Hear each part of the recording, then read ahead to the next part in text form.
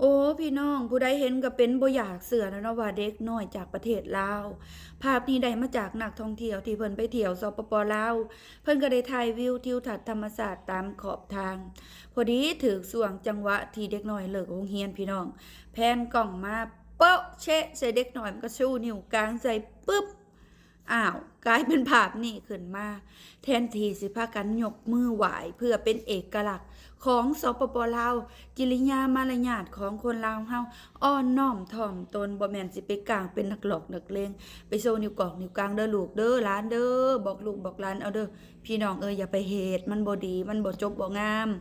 ยกมือไหว้เป็นไผก็ตามเนาะยกมือไหว้ไว้ก่อนแสดงถึงกิริยามารยาทอ้อมน้อมถ่อมตนเด้อพี่น้องเด้อ ไหวด้วยความเคารพความจริงใจเด้อพี่น้องเด้อบ่แม่นไหวรวบๆไปเด้อพี่น้องไหวจบๆงามๆ10นิ้วพนมขึ้นมา